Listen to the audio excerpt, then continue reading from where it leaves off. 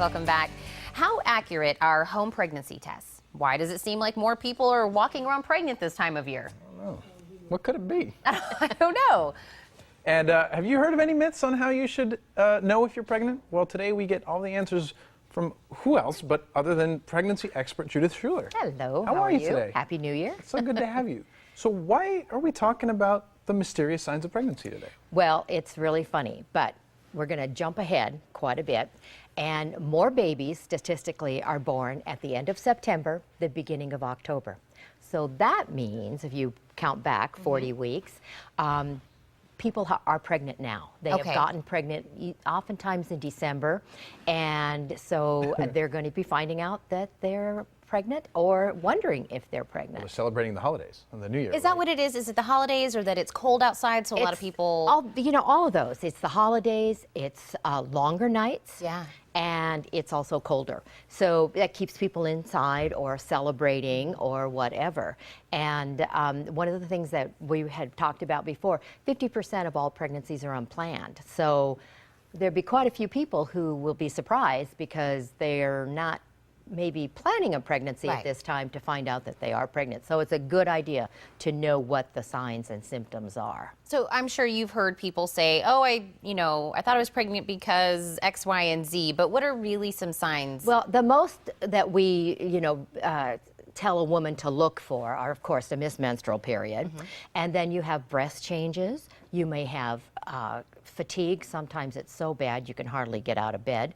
You may have food cravings or food aversions.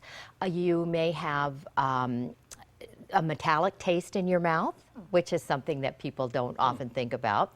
And you may have pelvic changes. So there are a lot of different things. Now, one thing to say is that not every woman has the same symptoms or signs.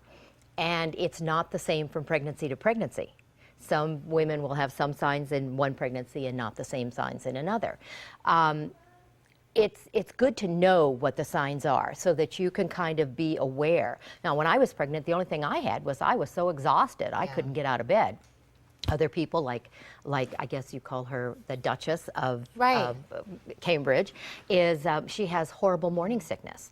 And so for some, people, it's going to be very obvious, and for other people, it's going to be, well, this is a slight change, or this is changing.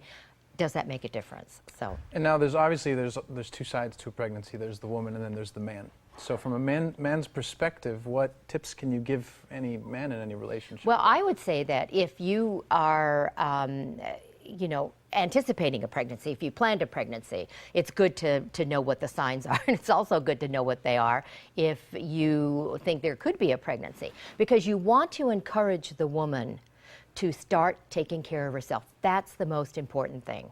You want to stop drinking. You want to stop smoking. You want to start eating healthfully, exercising, getting enough rest, and drinking lots of water. And you also want to encourage the woman to make an appointment, because sometimes it takes 6 or 8 weeks to get in to see the doctor. Now, if you're having problems like with morning sickness, you can always call your doctor and ask for their advice, but before you get in to see the doctor. But you can encourage the woman to take care of herself. That's the most important thing. So it's more moral support. It is. There is really not much, especially if someone is vomiting and having horrible morning sickness.